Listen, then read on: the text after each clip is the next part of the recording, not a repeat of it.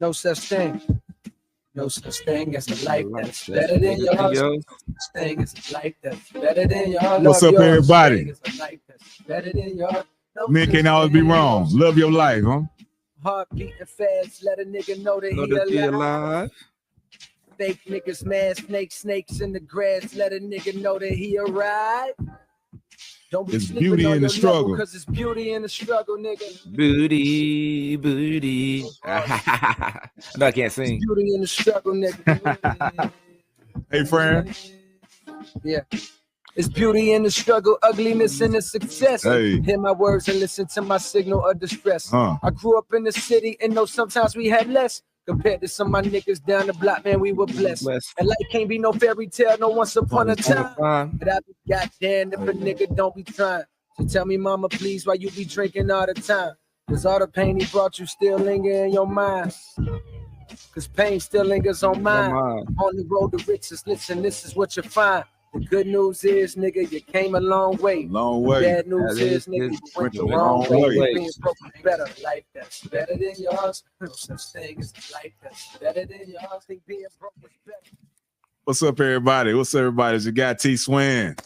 Your boy J.Bean. Bizzle. What's up, everybody? Late night, jumping back in, man, going live. Shout out to Francis for my. Go get her book, man. Can you hear me? It is available now on Amazon. Make sure you go get it.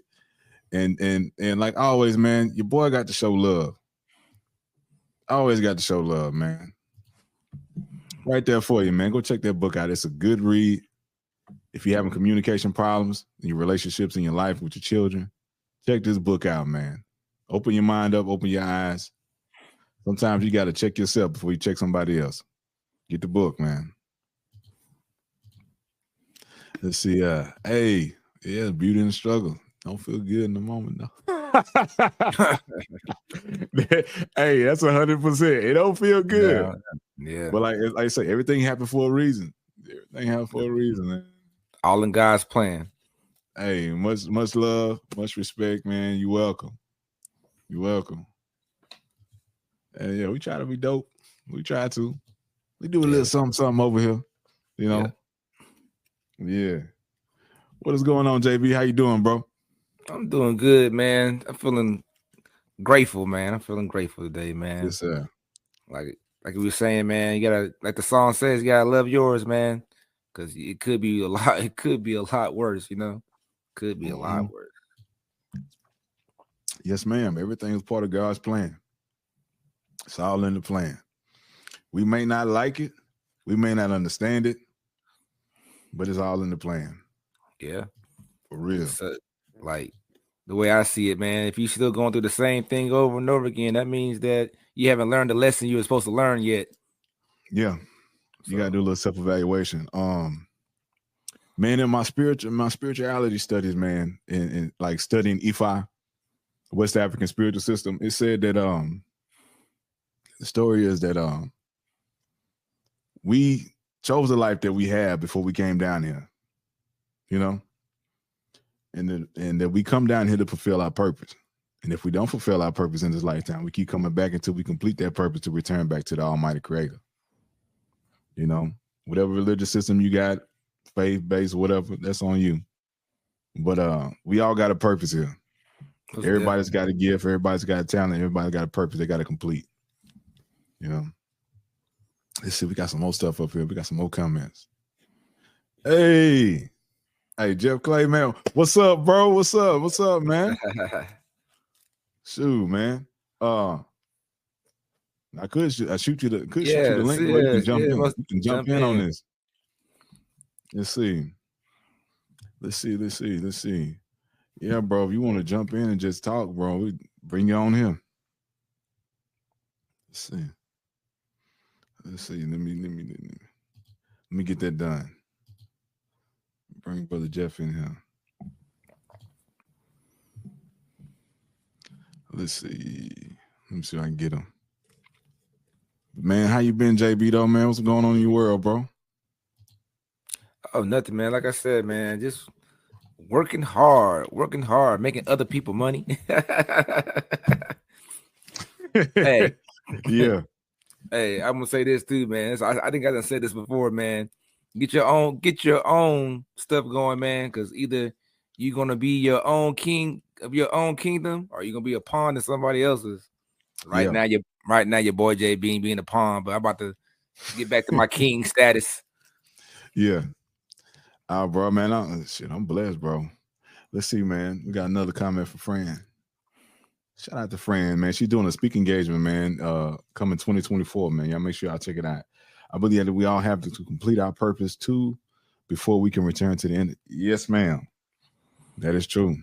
That is true. I believe that. Some while ago, man, back in like I believe 2018, I started looking into E5. Hey, Jeff, man, I sent it to you on Messenger, on Facebook Messenger, bro. All you gotta do is click on, bro. We'll get you in. Click on the link I sent you, and you'll get you in. And I started looking into spirituality, man. I wanted to see what we were doing before Christianity, what our ancestors did and what they practiced. And I started looking into that, man. I came across E5. Man, one of my high school friends, middle school, high school friends, man, she's from Cuba. I found out that she was into Ifa too, and we shared some of the same orishas. For me, man, Shango, Yemoja, it may sound like foreign language to some of y'all, but yeah, man, those are my governing heads, man. Those are my deities that watch over me, man. And I had a Baba here in Houston, man, Baba Obafemi Ifeanyi. And man, I just started diving into it, man. But man, your boy doing good, man. I can't complain. You know what I'm saying? Got some plans for stuff coming up in the future. For the podcast grow. Yeah, you know what I'm saying? Definitely. More music to come. Somebody had a discussion there. Man. Yes, ma'am. The ancestors are the truth, man. And if you pay attention to almost all other cultures, they honor their ancestors, or they have an ancestral altar in their home. They light candles. They put fruit, water, things that their ancestor loved when they was living with them, you know, on this earth with them, and they celebrate and they acknowledge their ancestors. You know, a lot of us have been taught that, you know, it's the wrong thing, though, that's evil. But you look at almost every other culture, they have an ancestral altar, or they pay homage to their ancestors. Yeah, most definitely. You know what I'm saying? So we got to get back to it, man. Yeah, when you start doing your research, you start seeing that a lot of things are tied.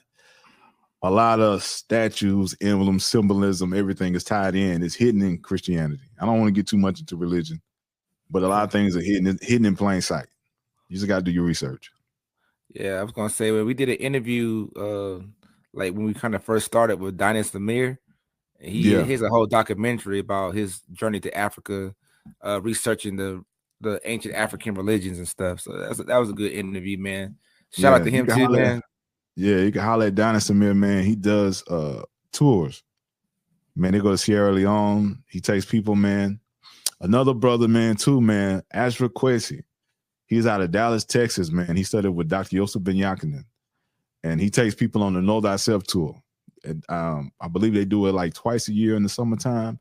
They take brothers and sisters to Ethiopia. I think there might be something going on in Ethiopia right now, but he takes you to Egypt. He takes you to the pyramids. And him and Dr. Yosef Ben Yakinen, man, they study the hieroglyphics. They know how to interpret the hieroglyphics. So they take you there, man, and they show you the real history that still exists today, from stories that have been put into the Bible and everything like that. So, man, check that out, man. Know Thyself. Yeah. Dr. Ashra Kwesi, man. Check him out, bro. I've seen the brother do a lecture at Shrine of the Black Madonna here in Houston, Texas. We have Shrine of the Black Madonna in Atlanta, Georgia. I think they have another one somewhere in the States. But, man, tap into your community, man. Start looking into your history. Yeah, it's a lot of stuff they don't teach in these schools and putting these books. And not only that, man, it's a lot of countries in Africa that's like welcoming us back to Africa, man. Like Nigeria, Sierra Leone, and South Africa too, right? It's another one where we can actually get citizenship. Yeah. You know? So you gotta remember, man. Somewhere else. Yeah. You gotta look at your options, man. Yeah. Most definitely. Especially now, man. You might want to get out of here one day. Exactly. Have an exit strategy. Yeah, you got Tswin, man. I'm looking at I'm looking at moving somewhere else overseas, man. I plan on spending my later days in life retiring overseas, man, and living like a king, the king that I am. Right.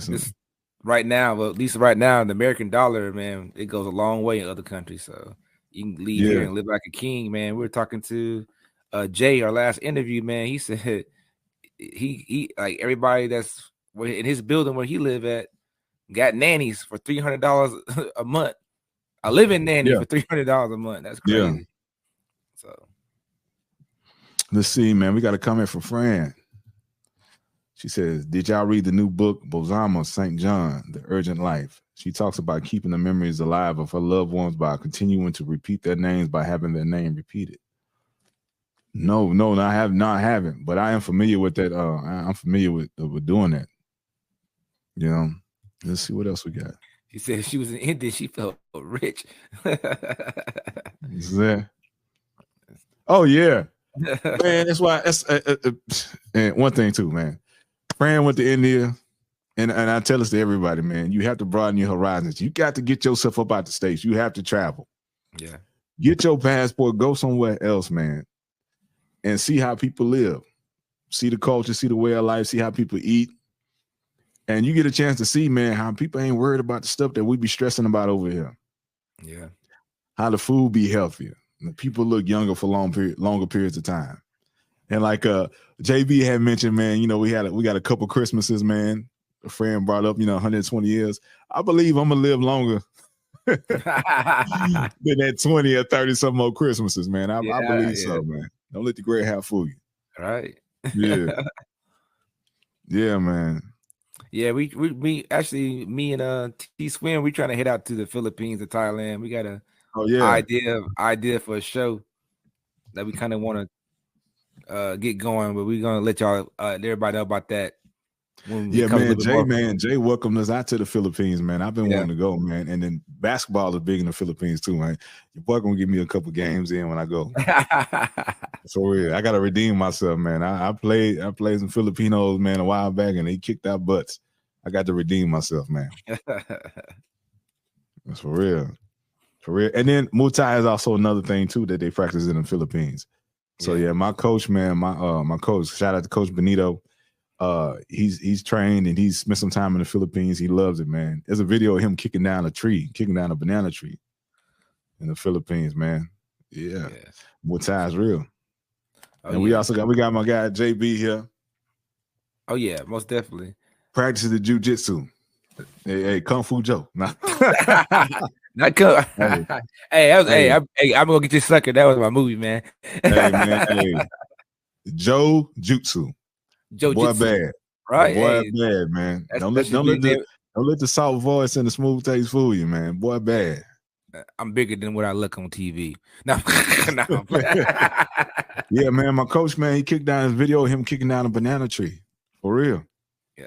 He said it hurt like hell, but he did it. And there's video, man, multiple Muay Thai, man, kicking bricks, kicking poles. Yeah, man, martial arts is really it strengthens your bones. You know what I'm saying? Man, I remember when I started, man, my shins were hurting like hell. But after a while, man, I can kick the hell out of a bag. I know I can hurt a person. Not saying I want to, but if you run up on me, man, and you catch one of these kicks, your life ain't gonna be the same. Yeah, man, it builds a whole different type of strength. It's weird. Tomorrow gonna be different for you. Tomorrow gonna be really different for you. Yeah. Yeah, then plus in the Philippines too, they have their own martial art. They have Filipino like Kali, Arnis, Eskrima. That's where that originates from. It's bladed art. But a lot of people don't know the Philippines was invaded by Spain. So yeah. That's why they get a lot of their last names from. That's why a lot of them also too can speak Spanish. If you speak Spanish, you're pretty much good in the Philippines, because then a lot of them understand it. And so Miss Fran said that she actually practicing jiu-jitsu too. Oh, okay. Jiu-jitsu. Jiu-jitsu. Hey, that is one of the best martial arts to practice, because you don't have to be the most athletic. You don't have to be the strongest. As long as you know technique, you're a dangerous person. Most definitely. And so, so Lavelle Crawford, man, J.Bean, man, Lavelle Crawford practices at the same gym that JB goes to, man. And what Lavelle Crawford say about jiu-jitsu? Why he practice it? Because it's effective. Well, no, the style that we practice is a little bit different. We practice we don't practice straight BJJ. We practice Gracie Jiu-Jitsu. So it's more based on realistic street fighting than more just on the mat. Because BJJ leaves you open and susceptible to striking, because we actually strike along with our grappling. So we're a little bit, and we actually practice self-defense techniques, like we get caught off guard. So man, we got Mr. Clay in the building. We about to bring him in. I remember Lavelle Crawford said, man, he wanted something that's gonna help him in real life in the street fight. So that's why he started with jiu-jitsu. So man, we're gonna bring Mr. Clay on, man. What's going on, sir? Hey, what's going on, fam? What's going on with you guys, man? What's, man, chilling, man. We up, man. Just going live. All right. Introduce yourself to the people. Let them know who you are and what you're about, man. All right. Most certainly. Of course, one of my handles is the one, which you see on there. And my name is going to be J.F. Clay, Jeff Clay. Then we do we Facebook Live Wind Down Wednesday, which we had an opportunity to get you guys on there. But we got to really schedule and really have some fun with it. I hadn't been at that one for too long, but also I do another one. It's called the Truth Session on Saturdays at 3 p.m. Central, 4 p.m. Eastern time. We do that also. So, that's pretty much me. A number of other things I do, though, but yes, sir. Make sure y'all tune into that. Make sure y'all tune in. Yeah, most definitely. Man, I've been watching for a little bit, man, and you are expert in many things. So let people know what you get into, man, what your teachings are about. Oh, wow. Okay. So my background, of course, I used to be on the circuit. I'm an apostle and a prophet, but not the quote unquote church apostle and prophet. Yes, sir. Yeah. But the real ones, you know what I mean? That really understand the task at hand and really understand how to articulate truth and not religion and not man-made doctrine. Yes, sir. So we teach along those lines as well. Also, I'm also a counselor too. I do therapy. I do counseling. So I do a number of things. I heard you guys talking about the arts. I teach Tai Chi. I do Tai Chi. So it's all the self-healing. Oh, yes, indeed. Oh, yes, indeed. Yes, indeed. And we just really pretty much find that level of truth that is consistent with that person. You know what I mean? Yeah. And when I say truth, it's because a lot of what we get is nothing more than just regurgitated religion. So, but you really want the truth, because the truth is the only thing that can identify something and cause you to be able to demonstrate with it.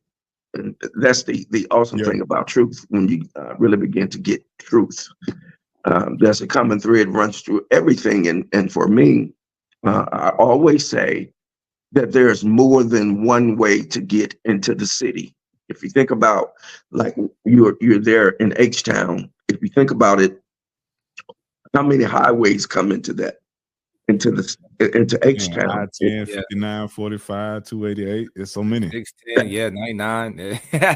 Exactly. So they all end up at the same place, right? Yes, sir. So that's the kind of premise that I use, because I think all of us have a piece of the puzzle. We all have a spark. We all have a piece. And if you perfect that piece, you can touch someone else's piece, and then you get a greater picture or a larger picture. And so we continue to touch each other, and before you know it, we have a larger picture, but everyone is doing their part. For example, you're a truck driver, so you know what assembly means, assembly line, how things go down assembly line. Yeah. But the people that work on the assembly line, everyone is not doing the same thing. Everyone has a different function that's on that assembly line. Yeah, it's a team effort. Yes, absolutely, absolutely. And so I think what has happened is that we've all tried to overshadow each other. By saying mine is better than yours, mine is more important than yours. And so what happens is we all end up just canceling each other out. You know what I mean? So this is some of what we've gotten into, where we're canceling each other out. We all got individual talents, but our talents complement each other. Yes, absolutely. I say a lot of times in the society and what we've been brainwashed right now is me. I ain't got to depend on nobody else, but you ain't gonna grow if you don't get that help. Sometimes you go so far just by yourself. Correct. You're absolutely correct. Because if you think about it, we can't do anything holistically without synergism. We really need synergy because synergy, where the parts are not greater than the sum of the whole, but however, everything that's in the whole is in the part. And that could be kind of tricky sometimes because you're functioning apart from the whole holistically. There is the tendency to believe that you're the only one that knows. You're the only one that has it. And if someone doesn't follow you or think the way that you do, then something is wrong with you or the method by which you are using to do what it is that you're doing. Yes, sir. Yeah. I found that in myself. Like, people shun, like, dismiss people, but they might have the missing piece that you need to come together for y'all to be successful. Yes, absolutely. And that's the whole key. That's the whole key, to realize what key or code do you hold to the process, right? So when you look at what's happening, for example, in social media, we're talking about the gatekeepers. We're talking about certain people that are in certain positions that will only allow certain people to enter in or enter out or exit out, right? Yes. So, but what is happening is the authority isn't given to the right ones to utilize. So therefore, they're doing things with it that they probably perhaps shouldn't be doing, right? So, but when you put it in the right hands, it is properly distributed, and then we all share. We'll all have common again. And you guys were alluding to that earlier when you was talking about having. I was listening to one of your pieces you put out there on Facebook, where you were talking about being blessed. You was playing that piece called being blessed, and you was actually demonstrating that. Man, to me, I'm rich. I got a roof over my head. I got a family, children. This is what happens when energy is properly used and distributed. Yes, sir. We all have common, and when I say common, and what I mean by we all have common, doesn't mean that we're all going to have the same thing. Because see, Tswin, Tswin might want a Mercedes, right? But then, but then I might want an Audi. But for me, that's what I wanted, and you got what you wanted, and that's all common. Because why? It's what we wanted or what we needed. So, and we got that. So that means that it became common to us. That's our commonality. So when people, when you put the right people in the right place, they should do the right thing. So the right things will happen. And it's a beautiful thing, man, when you really see togetherness, unity, wholeness, man. That's a beautiful thing. In our community, man, we have a lot of the HNIC. You know what I'm saying? Yes, sir. Yes, sir. We feel like we need to be the only one so we can shine over everybody else or keep everybody at a certain position. We don't want the people at the same level or above us. We got to get rid of that. Yes, definitely.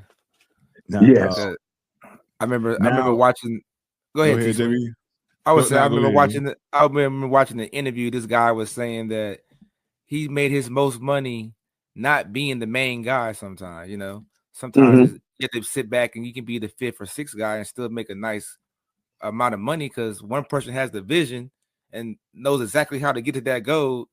all you got to do is put yourself in there and follow and play your position, and then we can all get paid or get to that objective you're trying to get to. Get to the goal line. Yeah. Yes, absolutely. You know, for me, the way that I came across you guys is that when I get on social media, I'm actually looking for something that's positive. You know what I mean?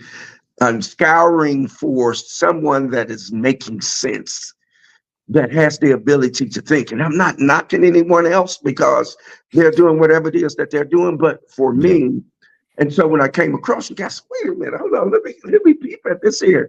So when I see you, I said, man, I can get with this. Let me do this. And so that's what I've been doing. I've been following you guys. I haven't been on everything, so I'm playing a little catch up. But you guys, man, your information is solid. It's not way out there in La La Land somewhere. It's not Looney Tunes. You know what I mean? You know, you're not trying to frame something that doesn't make sense at all. You know what I mean? And you have a lot of that out here on social media. I mean, you just have it, you know? Yeah. When we put information out, we try to factual information. Yeah. Or point you in the direction where you can get the information or tap into somebody so you can get it yourself and do more research on your own so you can learn. Or at least spark an interest. I'm sorry, I didn't mean to cut you out. Or at least spark an interest. At least spark an interest in something, you know? Plant a seed. That's what we're trying to do, man. Just plant a seed. Yeah. Now, a question I got for you. You say you're an apostle. When did you grow up? Was this thing was this teaching a part of your family? Or when you got a certain age, you wanted to search and find out things for yourself? How did you get into it? Well, what happened was, as small children, my mother took us to church. One of the first churches that we attended was the Apostolic Church. Yeah, oh my boy. And coming up in that particular time, man, it was really strict, the Apostolic Church at that time. But I remember as a small boy, I was sitting on the front pew, man. And I like your storytelling. You can tell really good stories. I was sitting on the front pew and the pastor was ministering. I never forget this. I never will. In fact, I'm putting it in my book too. I'm writing a book about it. But I got struck.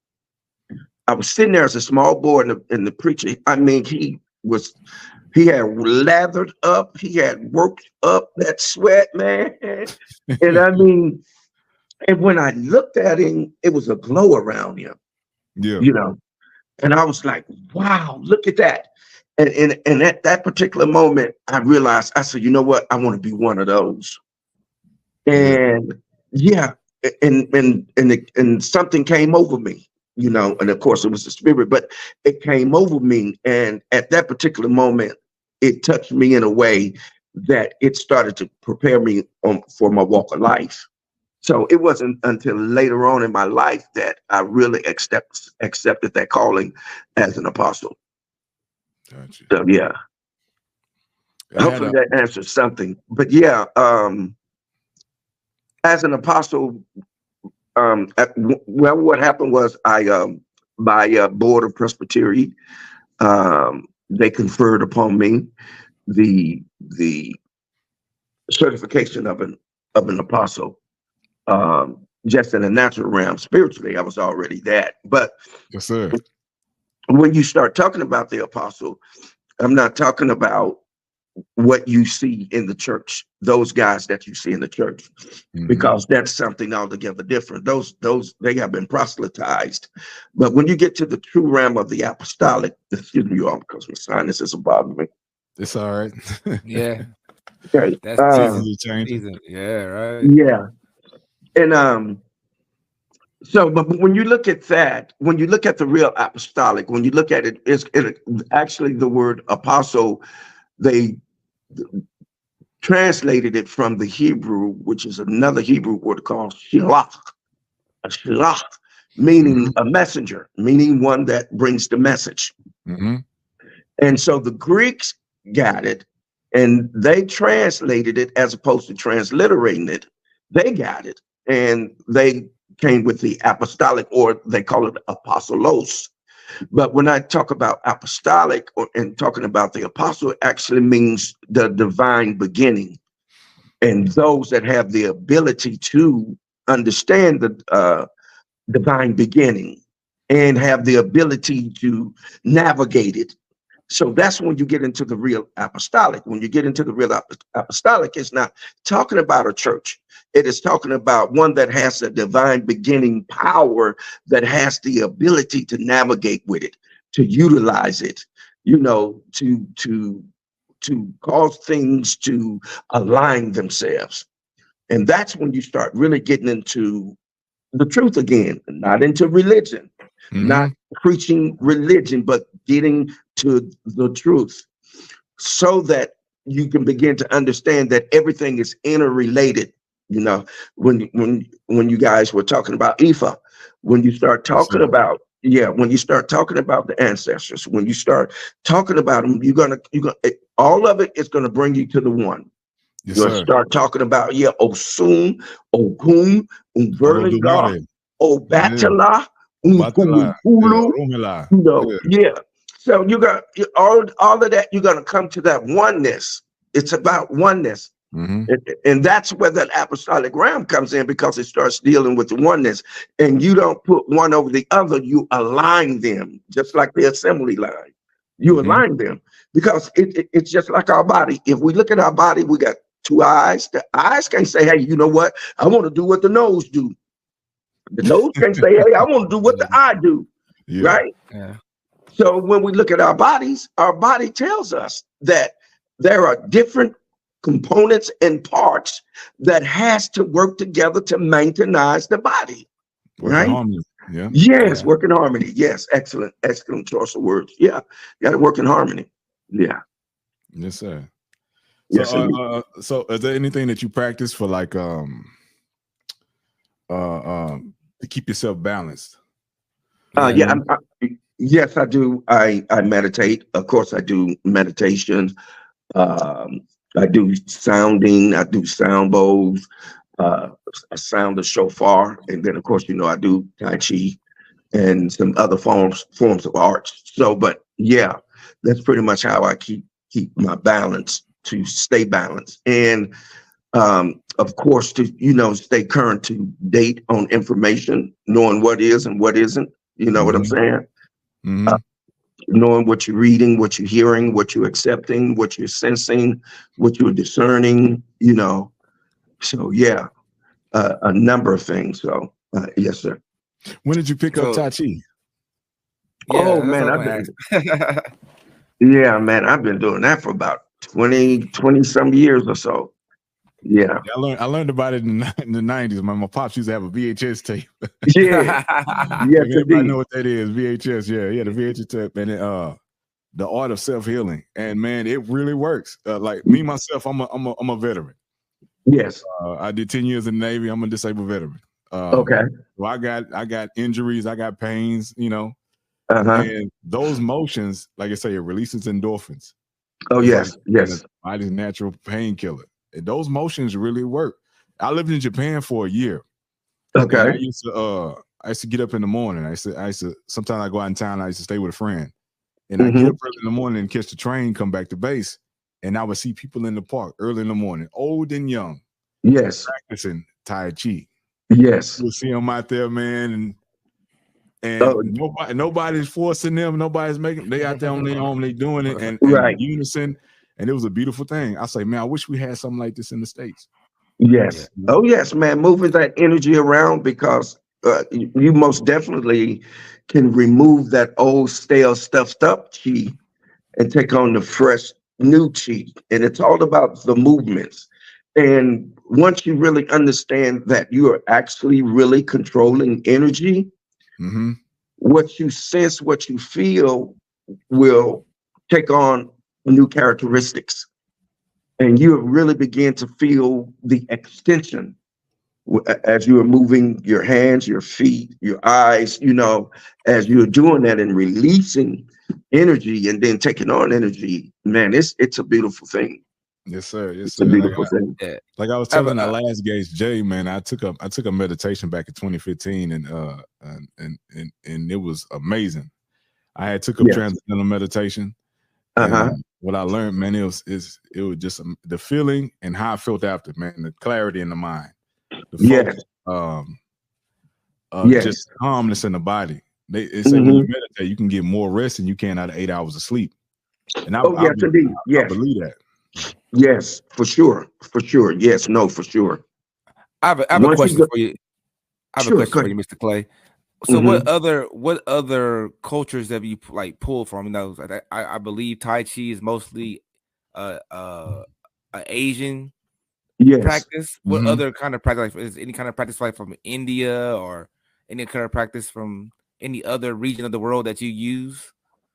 Well, of course, you know, they're going to say that most of our meditation comes from India. Depending upon what level of meditation that you're in. But then also there's the Asian side of meditation. So I kind of take and mix that. I'll mix Asian, Indian, and for lack of a better term, Christianity, because there is a level of meditation in there if you know what you're looking for. Yeah. You know, so that you don't get ensnared and entrapped inside of the building. Because here's what our ancestors did. Our ancestors knew that we were under attack and we needed to somehow code and hide the spirit, our energy. So what they did was they didn't hide it in the Bible. They hid it in the church. And what I mean by that is that they never intended for us to go in the church and stay in the church. They only intended for us to go through and out the church with the spirit, regaining the energy, you know. So when you look at Prophet Nat Turner, that was one of the premise and the purpose of him coming forth to pick up that ancient energy, to pick up the spirit of the ancestors and free the people. So, but what happens to us sometimes is we get proselytized. We get caught up in the religious aspect of it and not the means of which it was given to us to recapture our souls and our spirits and not get trapped in that. Yes, sir. Yes, sir. During my study, man, I found out that, you know, like our practices or like West African practices were hidden in Christianity. Yes. Kind of like what you're saying. So we can still practice them in plain sight. Yes. Some of the names of the saints and stuff like that, the colors, the garb, the colors that they wear was based off of the deities or part of our African spirituality. Yes, you know? I agree. And so I learned it, and so it was hidden in Christianity. Also, like I said, I had a Cuban friend. They practice Santeria, but it's the same Shango, Yemoja, Obatala, Orumala. You know, all the same. So a lot of people, man, they think these things are negative, man. But you just got to do your research. You just got to check your history. Absolutely. Like, for me, what was it? I started looking, and I was like, man, some of these things they adding up. Some of it don't make sense. Right. Yes. You know, and I was like, okay, TV keeps showing us slavery. That our beginning came from slavery, and I'm like, nah, man. What did we do before colonization? What did our people practice before that? Correct. We were great people. We are great people. Yes. What did we practice before that? And that's how I started looking into that, you know. Yeah, we had a great command of, I call it the realm of the spirit. We had a great command of it.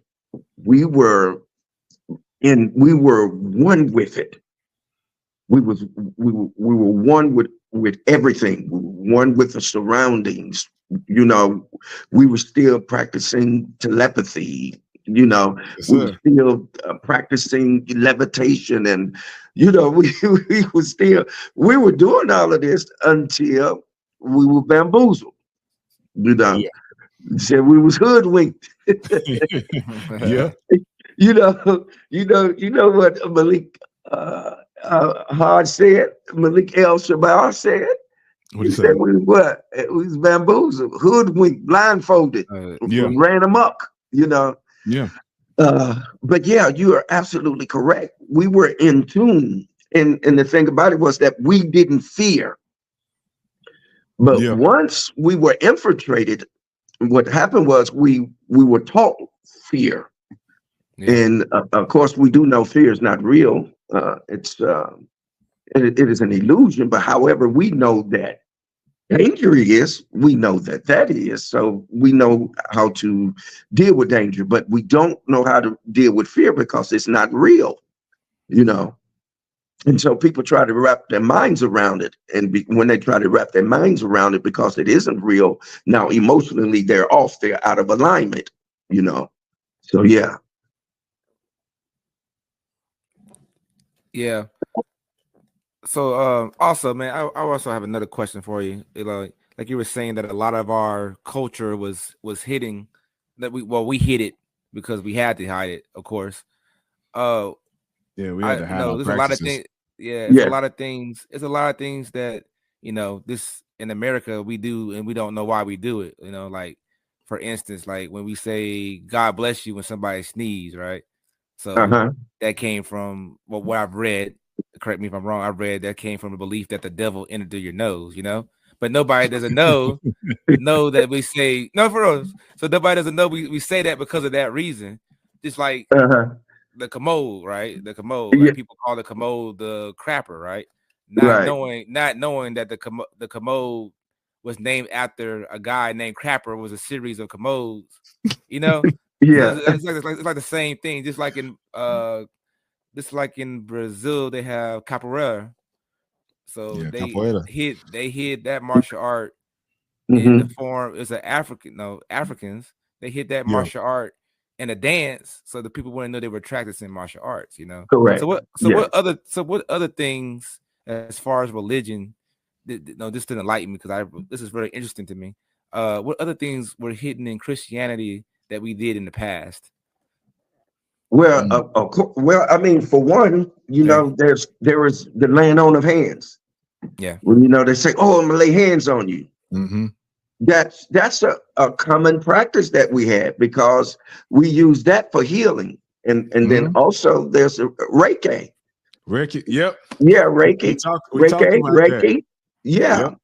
That's the healing with the hands. It's the healing of the hands, which I do also. We use that to actually literally heal, to unstop the meridians, to align the chakras, to activate the pineal gland.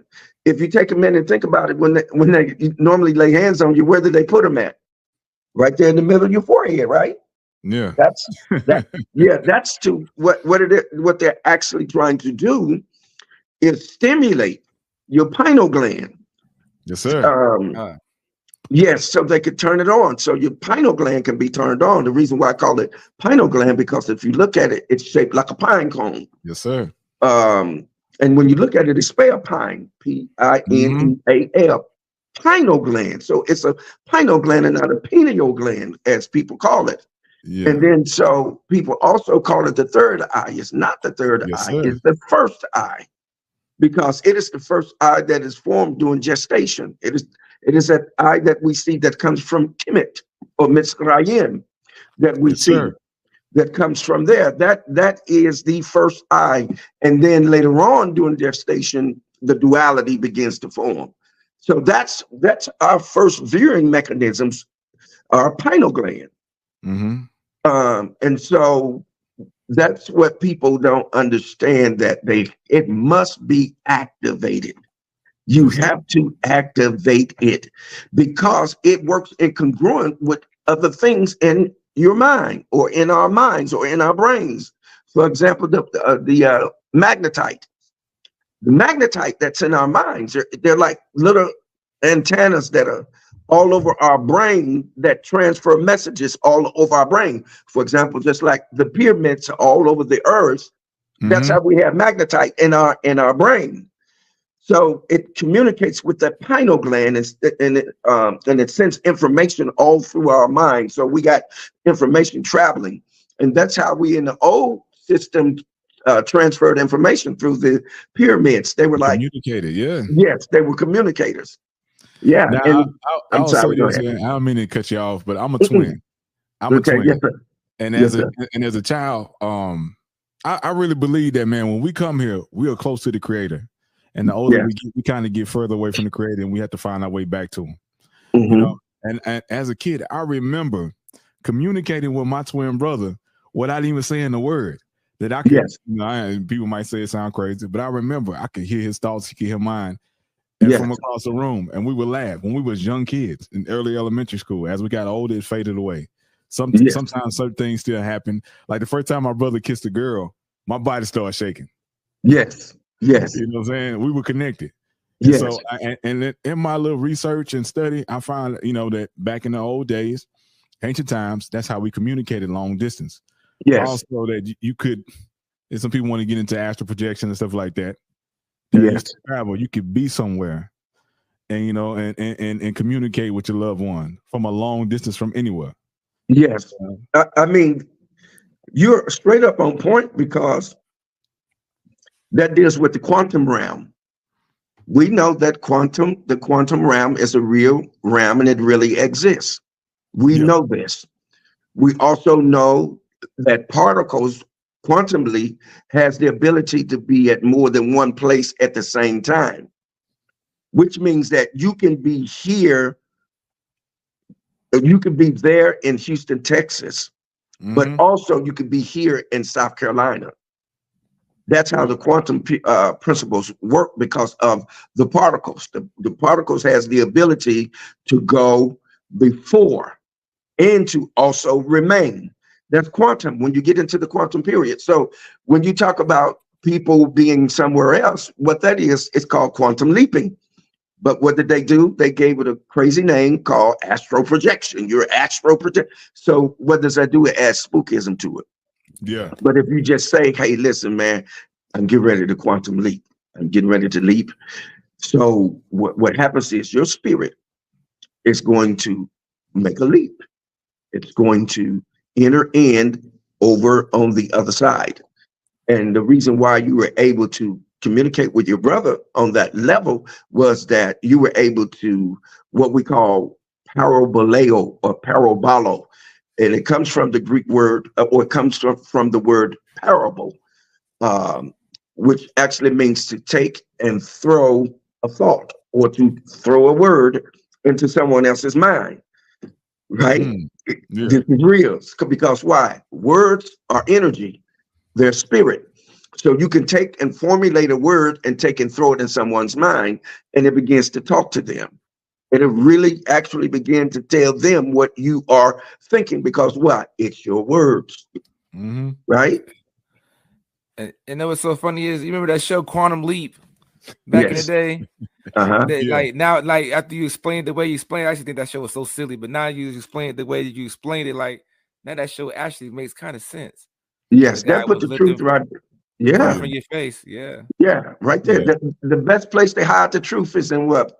Plain sight. I always say they always give us a piece of truth, and we think it's outlandish, or we think it's way out there somewhere. But no, they showing you stuff that's already exists or what they about to do. Yes. You know, and and one time I did a video, man, a while back when I was talking about, I tried DMT. You familiar with DMT? Yes, I'm familiar with it. Never tried it though, but I'm familiar with it. Yeah. So I had tried it because I had questions. I wanted to know. I wanted to know what were all the capabilities of the human body. You know what I'm saying? What could we do? What things were hidden from us? You know what I'm saying? That this body is capable of doing. People probably listen like, man, he was way off somewhere with this conversation. But there's people that rock with this conversation. So we're gonna keep on going. Yeah. Go ahead, I'm listening, Doug. And so man, I tried it, and like your boy, man, Tswin, I don't get high, I don't mess with anything. But they say that it's a spiritual, you know, DMT or ayahuasca is spiritual. It's not recreational. And so I tried it, man, and like I say, man, shoot, man, I shot out my body, man. I was about like 100 yards away from my body. I had to walk back up to my body. Yes, sir. Yes, sir. And I said, man, this is real. Yeah. And it was an amazing experience. And when I came back, I was gone for about 20, 30 minutes outside of my body. When I came back, I was like, oh, this is real. Yes, sir. Man, I knew that there was something after this life. that this body is physical. The Right. spirit will live on. The physical going disappear, but the spirit will live on. And Yes. I wasn't worried. I wasn't worried about when I leave from here. Mm-hmm. I said, man, what I felt and what I saw was like almost like I can't wait to get back to it. Yes, sir. Yes, sir. It is the greatest high. There is no comparative high. Yeah. And I didn't have to use I didn't have to utilize the natural, the DMT. Yeah, I didn't have to utilize that. Yeah. I didn't have to utilize it. But what happened for me was I went on a 40-day fast. Yeah. Yep. I went on a 40-day fast with the first 6 days. I didn't take any liquids, no nothing. And then for the rest of the journey, I took 1 cup of water and 1 cup of juice a day for 40 days. Didn't have anything to eat for 40 days. And what that did was it aligned my body and put me in tune with my body. And I could really actually just travel out of my body. But with the understanding of it, though, see with the working of it, and once you learn to do that naturally, it's going to be totally different. I mean, I levitate out of my body and everything. Even now, I levitate out of my body and everything now, and I travel. Most of us don't know that when we lay down to rest, because we don't go to sleep. When we lay down to rest, we're actually traveling. We're out of our bodies. We're actually out of our bodies. Yes, so that's what I believe that. I believe that because I used to have a lot of out of body experiences. It got to the point to where it scared my wife. Yeah. I used to be standing, man, people gonna trip out, but I used to be standing next to my bed looking at me and my wife laying in the bed. Yes, sir. Yes, sir. I would never leave the room. Mm-hmm. But I would say to myself, hey, bro, wake up, man. Wake up. Yeah. My wife got so spooked, she took olive oil and she put crosses on the wall. Yeah. I tell her, I said, hey, I had another, I don't want to hear it. I don't want to hear it. But I just feel like some people are more in touch with their spiritual, their universal energy than others. Yes, you're in tune. Yeah, you are more in alignment. Mm-hmm. And these things, they really happen. For me, I literally be in other realms fighting. I mean, all out fighting. And then sometime when I come through, I'm standing in the middle of the floor. You know what I'm saying? But we actually have the ability to really go into other realms. And sometimes what happens is it becomes so real to us. And what I mean by real is that it's like our flesh want to get involved with it. You want to get into the action. And sometimes those muscles are not locked. You know what I mean? Usually, we have some type of sleep paralysis or something, Oh, yeah. But once you become skilled at it, you can break that code. You can break that bound, man, and get involved in it. So it's some powerful things happens. And I think in doing part, it needs more articulation on a level where, you know what I'm saying? You don't take someone out to, la la land somewhere, man. Yeah. A lot of people, man, they scared to have these conversations. So when you start having these conversations, people be like, man, you way out there. No, man, this stuff is for real. This stuff really exists. I've had some, which some people would say weird experience. And you talked about when you talking about the apostle, like a feeling. You said a feeling came up. You say you saw this energy around this person. Mm-hmm. And I was about 25 years old, man. I was in Mississippi. I was stationed down in Mississippi. And some things were happening in my life, and I kind of just gave up. My question was, did God exist? You know what I'm saying? Was God real? And I said, and at that point, I was like, man, I guess God ain't real. This whatever's gonna happen. And I just said, I was sitting in the back of a church, I was sitting in the back of the church. And all of a sudden, man, out of nowhere, man, I started crying. I wasn't sad. And I couldn't understand why. I was like, man, why am I crying? I was crying hard, man. I like when you're a kid, you get your butt whipped by your mama. All that. You know what I'm saying? Man, all that was going on. I was like, man, hold up. I don't want nobody to see me crying in the back of the church. Right. So I jumped up, but before I could get up, man, there was this beautiful feeling that came over my body. It was like a wave going through my body from the top of my head to the soles of my feet. It was a beautiful warm wave, and I could feel it. It was like a whoop, whoop, whoop, whoop, whoop, whoop, going through my body. And there were beautiful colors around me that I could see.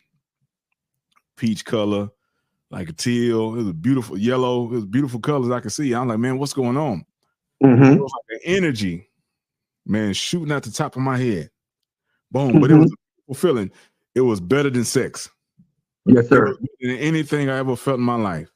And the tears were coming out, man. My mouth started moving. The words were coming out from a language that I never ever heard before. But all I could understand was that it felt like I was talking to God. Yeah, you got struck. I call it being struck. Because my whole life I had been like, oh man, this stuff fake. I've been in Baptist church, I've been the Holiness church, and I seen people. I said, oh man, this stuff fake. Because I seen somebody pay some people to do some stuff like that, right? You know. And so when it happened to me, man, and it happened, and my mouth started moving, I was like, whoa, hold up. I took my hands, I put them over my mouth and tried to hold my lips still. I couldn't. The words kept coming out. I jumped up, man. I ran to the restroom. At the time I was married, my wife followed me because she seen me, and she started crying because she saw what was happening to me. And then I went to the restroom. I looked, and I couldn't stop it. It was still coming out. This energy was, man, just shooting out. And I'm about to tell you, it's the best feeling I ever felt ever. It happened to me twice. Once when I was 25, once when I was 28. And she was crying, and I was like, man, this is real. There is a higher power. Yes, you got struck. What happened, what really actually happened to you was your energy got turned on. The energy of your innermost being, your inner man, and in the Hebrew we call it the neshama. The neshama is different from the ruach. The ruach in the neshama. Your neshama is your soul. It's you. It's that invisible person that you are. Well, that invisible person that you are is filled full of energy. Full of energy, but it's locked down. It hasn't been opened. It's still in its primordial state of being. It hasn't been activated. So what happens is, if you get in the right place, you will get struck. In other words, I call it the universe is turning you on and preparing you for initiation. I'm writing a book now called When You Get Struck. That's the name of the book. And it's talking about, and it's talking about the very thing that you are even mentioning now. And I'm talking about how when you get struck, when your energy gets turned on. And if you notice, it was coming out of your head, all of those regions that energy is going to flow through, that crown chakra up there, all of that is going to have to deal with your pineal gland, and then with your pituitary and your pineal gland, and your cerebrum cortex, your medulla oblongata, your cerebellum, and your thalamus, hypothalamus. All of these things are going to work in concert. And the reason why when your mouth was moving rapidly, your lips were moving rapidly, and the voice was coming out, well, I guarantee you what was happening was because in the ancient world, we spoke from the back of our throats. We didn't speak from the front. We spoke from the back. And what that did was it vibrated our vocal cords. It vibrated them, and it stimulated the pineal gland, and we would have spiritual interaction. It would turn our spirit on. So when you hear me say the word like ruach, it's coming from back here. Ruach. You know what I'm saying? The shama, it's coming from there. It's creating a vibration, and it's also creating a frequency to hit you. And when it hits you, it's going to cause you to get on the same frequency. It's going to cause you to vibrate as well. And it makes the communication easier. Yes, sir. Yes, sir, man. I'll never forget that moment. And I've talked about that moment with other people, and they've shared similar, situations or moments. And it's been across, man, different walks of life, different colors. Yes. White, Asian, Hispanic. They've shared the same thing. We had a question come in. Fran Fomine, how do we activate the pineal gland? How do you activate it, stimulate it? Well, it's a number of ways you can do it.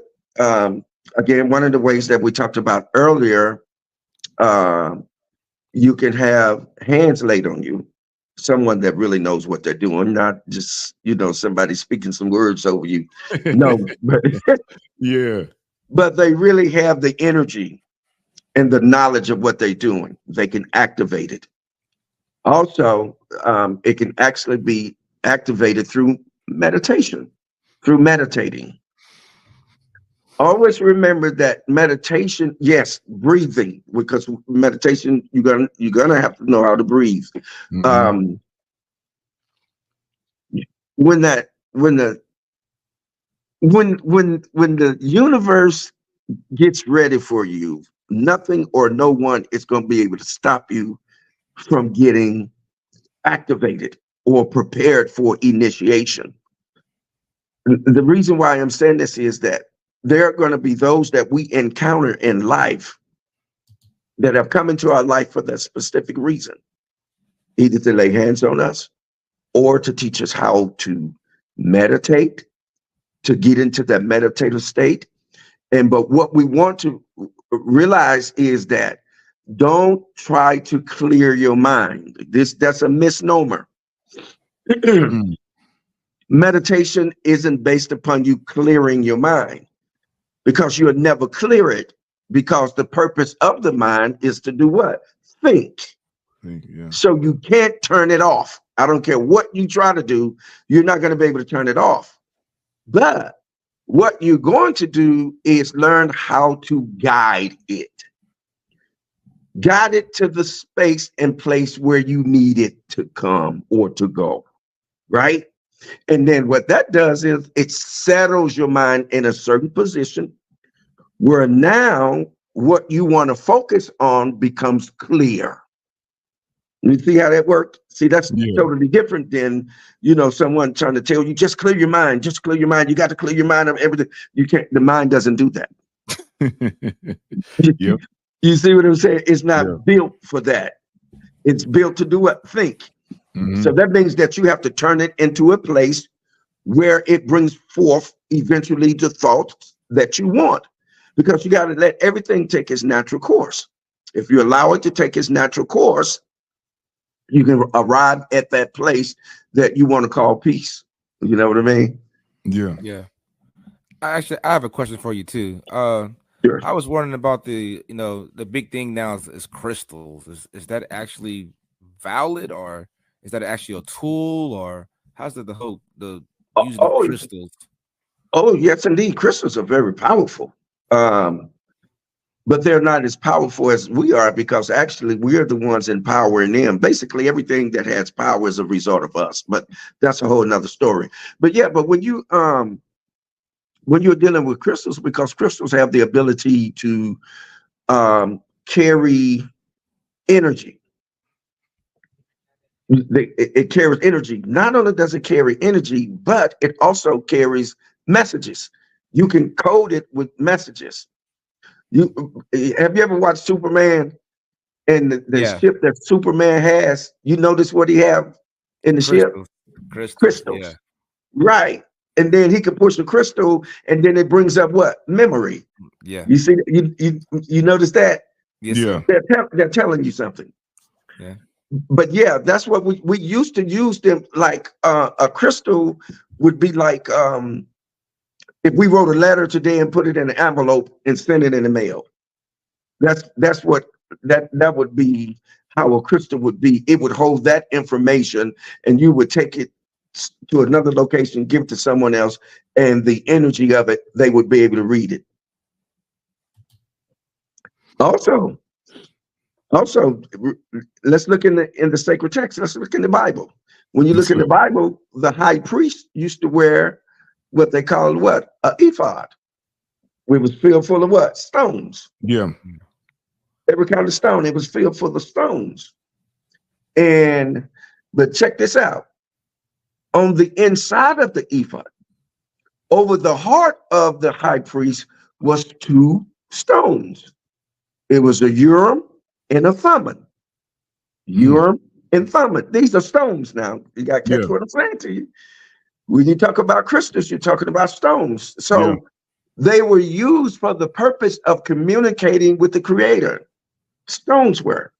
So everything serves a purpose as long as you understand what that purpose is. Yeah. Right? Yeah. Did that make any sense to you? Is that okay for you? Yeah, it makes sense. I just like, because like I have a one of my friends' wife is really into crystals. I just never understood the theory behind it. You know, she tried to explain it to me and like briefly, but you know, but you gave a good explanation though. Well, one of the number one, you got a crystal right now in your brain. Yeah. Called your pineal gland. Yeah. Yeah. Okay. Piezo electricity is what your pineal gland produces. It's a piezo crystal that your that your pineal gland is made out of. And then magnetite. Magnetite is magnets, antennas that are in your brain.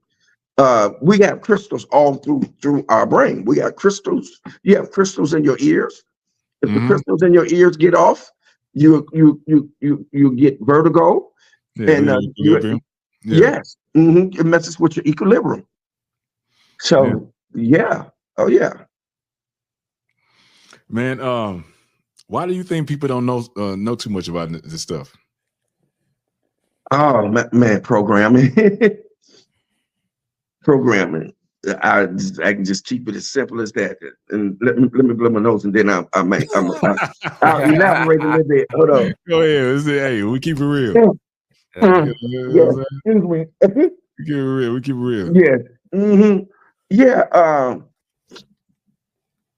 Now, when we get to this level and start really, start talking about information like this, what has happened is it is a lack of knowledge due to programming or downloading programs that are incorrect, right?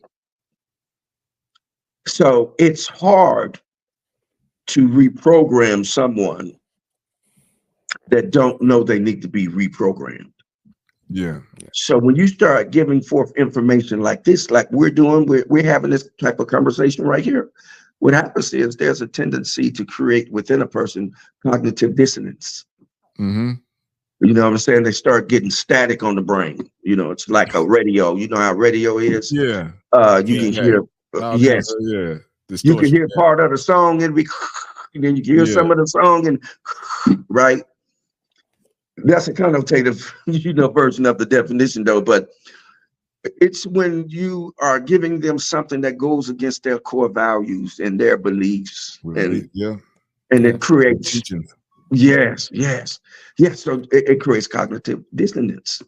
So you have to find another measure and method, and oftentimes those measures and methods may not be so good to the feelings. You know what I mean? Yeah. You end up getting caught up. And then realize that, oh man, I got to change. I can't do this no more. So then you'll start seeking new information, or you may have a divine incident. You may run into someone that is powerful enough to touch you in a way that it activates something in you. These things still happen. We still have these kinds of incidents. So, and I think more so than ever now, we're getting what we call people that are now woke. They're woke and they're really beginning to understand their gifts and how those gifts work, and that's one of the things that I'm talking about in the book. And I'm talking about like whoever you may be assigned to. For example, you may be assigned to a swami, you know what I'm saying? You may be assigned to a seer. Whoever you are assigned to, they're going to have the information that's consistent with who you are. Right? Excuse me, just 1 second. Oh, you got notifications coming in? No, I had a notification come up. She robbed me of my thought. But you said whoever you're assigned to. Yeah, whoever you are assigned to will have a download for you. I know it sounds like the Matrix, but it's for real. It is. They'll have a download for you. They'll have a system of information just for you because they're waiting on you to show up, right? Yeah. And they'll download that information and it'll begin to activate you, just like someone was talking about activating the pineal gland. Information can also turn it on and activate it. If you download the correct information, it automatically begins to stimulate it and turn it on, right? Yeah. So it's all about divine timing, and we use time loosely because we know there's no such thing as time.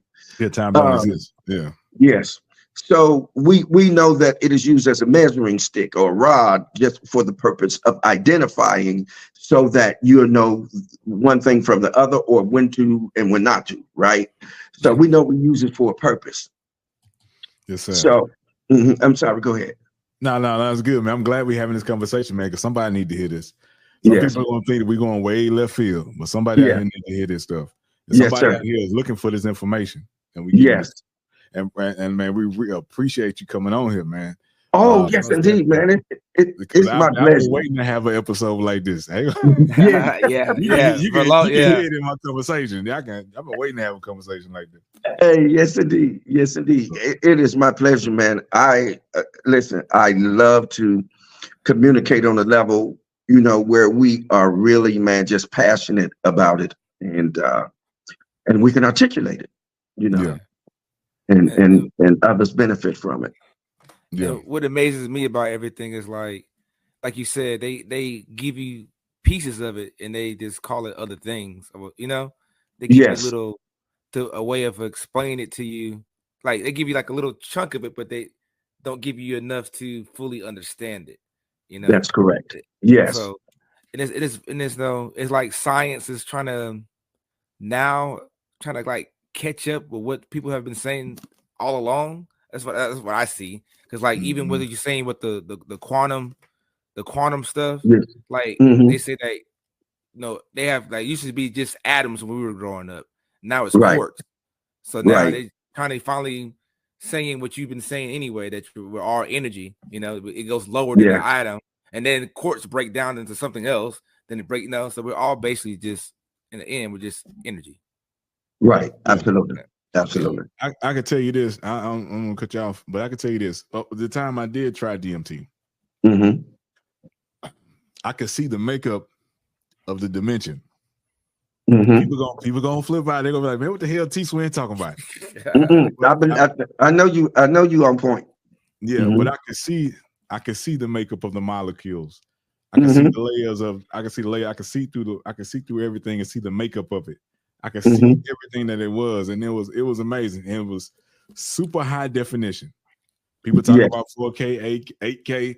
Oh man, it was better than that. It was better than that. And so, man, these things are real. And I realized while having that experience, I realized that everything has energy, and that we all connected to all the energy. You know what I'm saying? And that the energy comes from the Creator. You know? And so it was a very eye-opening experience. And like I wasn't afraid of anything. When I came out of that, man, I wasn't afraid to die. I wasn't afraid of nothing. Material things didn't mean nothing to me. I knew all this stuff was gonna pass. It didn't mean nothing. I knew it's kind of like I knew how small I was in the universe. Yes. And then it was amazing, man. I came out of it, man. And kind of like almost too, man. I would say I wasn't. It's kind of like somebody told me I was half in, half out. You know what I'm saying? Like a month or two, I felt like I was just sitting inside a car, inside my body. I felt like I was sitting inside a vehicle, looking out through the windows, driving the vehicle. Yes, sir. Yes. And, it took me a while to feel like what we want to call normal. Yes. You know what I'm saying? But I felt like I was just sitting in this vessel and looking out the windows with the eyes. But it was an amazing experience, man. I'll never forget it. Yes. when you get into real deep meditation, it has the same type of way of doing that you could just leave it. It doesn't, you're not stressed by it. It doesn't hold you bound and you're not caught up. You're free. You free flow. And you actually really understand interstellar connectivity. It's an interstellar connectivity that is created by plexus that joins all of us together, that we have access. What do we call it now? What? Networking. What are we really saying if we're saying we're networking? When you look at that word net, if you look at it in the Greek, even if you look at it in the Bible, when it says that when Jesus came, he said that Peter was mending the nets. They were mending the nets. The disciples were mending the nets. When you look that up in the Greek, that expression means information stations. They were actually setting up information stations. Catch what I'm saying to you. Each one of us is a information station. Yeah. We are carrying downloads. Yeah. And with the energy that is within us, we can talk to each other. You don't have to be in the same location. We was talking about that earlier. Have you, and I'm pretty sure both of you have experienced this. Have your phone ever rang when you were just thinking about the person that's on the phone, on the call? Yeah. Have that ever happened to you? Yes, sir, it has. Yes. Guess what happened? Your thoughts connect. They threw that thought into your mind. They threw it to you. Through what? With energy. Yeah. We still do it. We still do it, but we don't do it where we really recognize that that's what's happening. Yeah. Yeah. But it's still there. It's working. It's just like what you're saying, man. Like me and my mother, man. I have that happen a bunch of times with her. I'll be thinking something and she just go ahead and say it. I just think that. So it's like the same thing. So, yeah. So it's very interesting. Like I'm new to, like Tswin has more knowledge because he's actually studied different stuff. I'm kind of new to all this, so I'm trying to get a good grasp of everything. But thank you for giving us so much good information. Sure. But what else I like to say? I'm trying to think of everything. I'm trying to, since I got somebody who knows more depth in it than I do, I'm trying to get all my questions out. Like you were saying about the how stuff was hitting into Christianity. Like Tswin was saying, the colors of the colors are actually the garments and stuff, the colors and the stuff as like that. What other things have been kind of hitting in Christianity that you might know about? When you think about the Ark of the Covenant. Okay. You think about the Ark of the Covenant. It's funny because the Ark of the Covenant actually is a conduit. It actually deals with energy. And that energy, when you think about it, it was the Ark of the Covenant is what? Gold. Yeah. Gold is the highest what? Conductor. Yeah. Energy passes through gold with ease, other than anything else. Gold does. Yeah. But yeah, so I'm sorry, go ahead. That's why it's everything. That's why we use gold in electronics, because it's such a good conductor of electricity. Exactly. So when they talk about the Ark of the Covenant,